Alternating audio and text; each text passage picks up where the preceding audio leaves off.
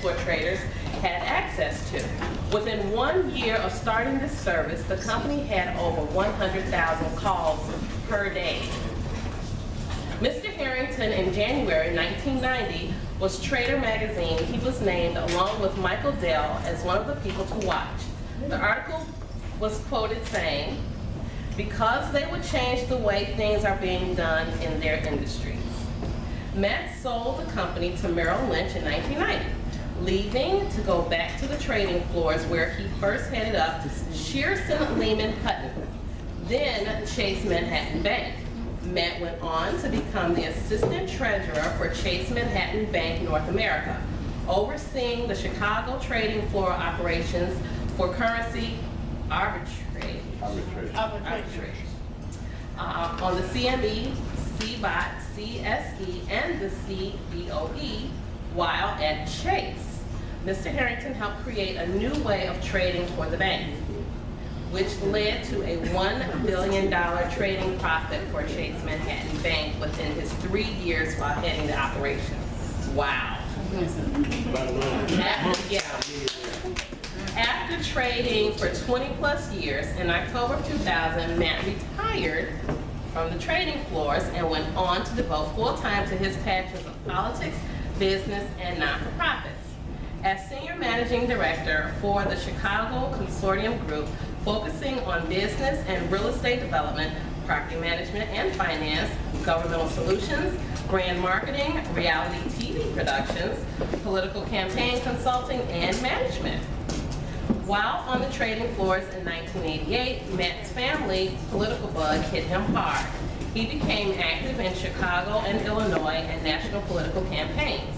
One of his first campaigns was Al Gore for president, then moved into Edwin Eisendrath campaign for Congress in 1990. He also was an advisor with Rob Blagojevich, Tom Dart for the United States Ambassador, and John Schmidt. Let's see what else Matt did.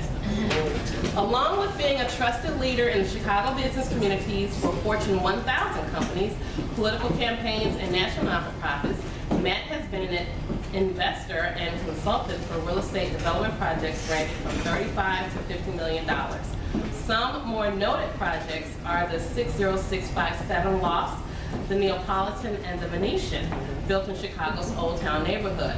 Luxury high-rise and commercial buildings and communities on Chicago's North Side, West Side, and Loop locations. Mr. Harrington went on to Northern Illinois University to study business and communications, but moved into Suffolk University, where he graduated with honors, of course, with a bachelor in business administration, then a master's in political science. Mr. Harrington's family has many business interests within the Chicagoland area. His family founded in the 1930s the Harrington Institute for Interior Design, in the 1950s Harrington Plastics and Harrington Corned Beef, and now has started a new company named Your Growth, the first ever large and secured facility like a public storage. This company will open for personal and cooperative growers for cannabis framing. Cannabis farming.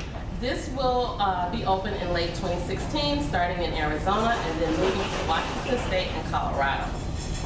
But that was not enough for Mr. Harrington. He became a community activist for organ and tissue donors, which led to his personal efforts to register over 10,000 new donors. Mr. Harrington was in February 2005 a live kidney donor to a young African-American woman who he never knew before, but happens to be a perfect match to help save her life. This was not the first time Matt has come to the rescue of another in trouble. On June 8, 2013, a surprise presentation, Aurora resident Matt Harrington was honored for outstanding community service at the Fox Valley Habitat for Humanity restored in Fox Valley Westville Mall. Let's put our hands together for Mr. Matt Harrington.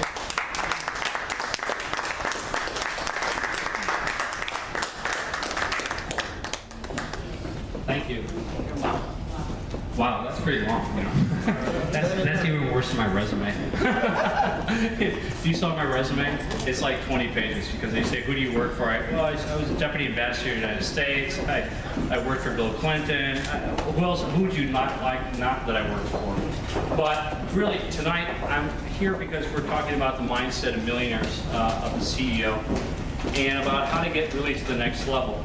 And I really don't have a speech. What I wanted to go over is just about a few points of what I've done, of how I progress in my business and somewhat political and not-for-profit career. One of the things that I always suggest is look at your strengths. What are your strengths that you have in business or whatever you're trying to do? Is it communication? Are you able to sell? Are you more a guy behind the scenes that want to just manage and look at the money and the bottom line? Because certain of us have certain attributes that really give us that power, right? I had a friend that owned property. This kid started off as a runner on the trading floor, left the trading floor, got involved, met this guy named Michael Bloomberg, and I don't mean Bloomberg like from New York, two different guys. But Thad Wong, which is one of the owners of property, met him. Now Thad was a great salesman, but he wasn't a great businessman, right?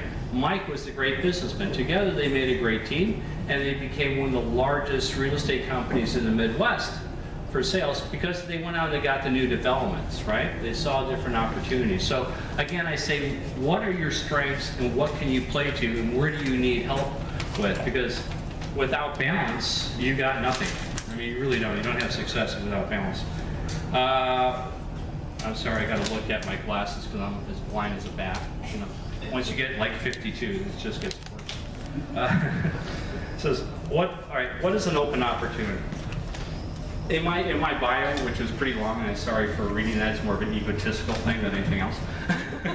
Because I'm here and I want to make sure that you know that I knew what I was talking about, because you would never read that piece of paper when you leave here.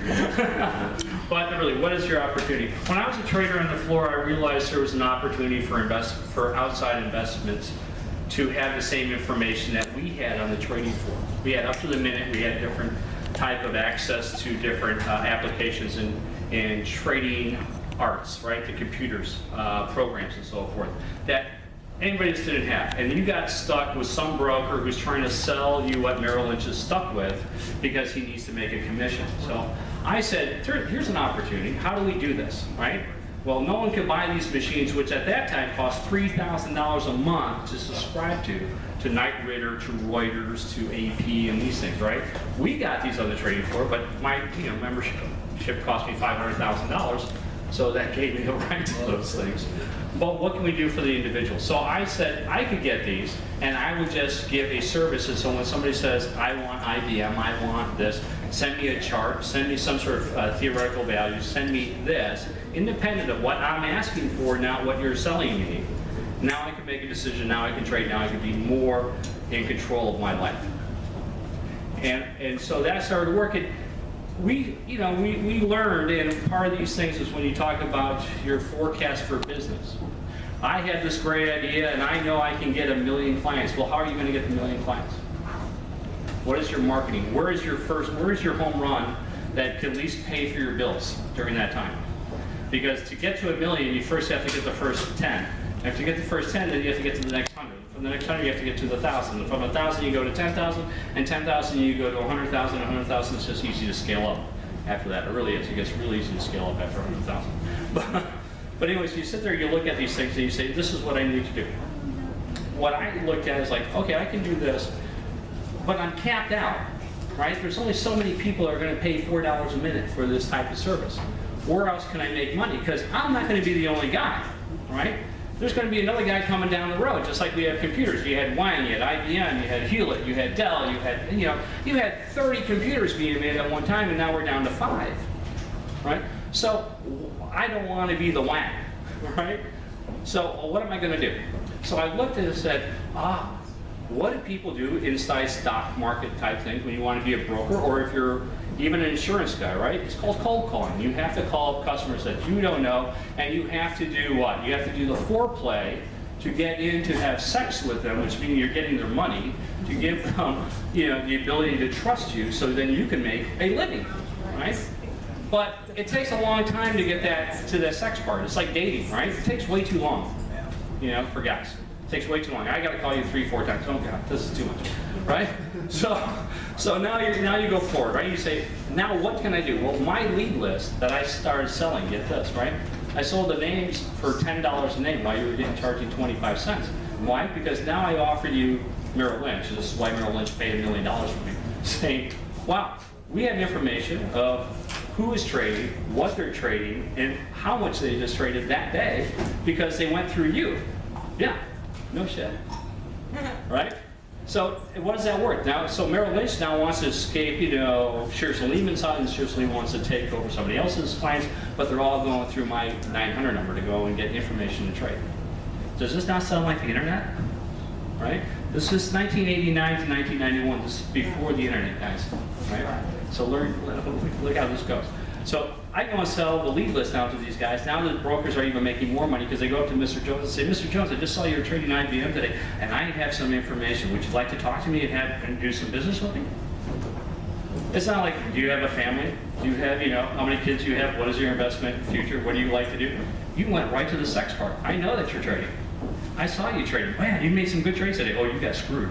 All right? You just lost money because when I was on the floor, I lost a lot more at times than I made money. You know, it goes that fast. But, so that became a thing. So after leaving that, and I'm selling that to Merrill Lynch, I get a call from a company who said, we have this idea about letting people trade through a thing called the internet. What the hell's the internet? Well, it's the same with computers. What's a computer? I mean, I know what my computers were, but you know, you got to remember, we didn't have personal computers. You didn't have tablets. You didn't have iPhones. You didn't have any of this. We had 5 channels on TV at times, and we were happy with that, and 3 more in black and white. All right. So you look at this, and I said, okay, sure, I can do this. Well, what we'd like to do is having you this type of information that you had before. How do we do that? Well, you go and put this and this together, right? Now, these companies who, and this is the bad part. So learn something from me if you don't learn anything else tonight. Take stock options. Because the companies that I helped get to the next level, knowing that my 900 number was in this flux, that somebody else is going to come up with the same idea, they're going to take away all the business and do half the price. They said, we want to be internet stock trading companies. And the companies, Ameritrade and E-Trade. Right? So I helped create Ameritrade and E-Trade, but I did not take stock options. I took a lot more money. but I would be worth like Bill Gates' money if I would have took their stock options. All right? So again, look at opportunities when you have them to realize what you got. All right? So I got like these like 10 little points that I want to try to get through really fast for you. What is the capital that you what is needed, and what is realistic? Right? When I started up one of my companies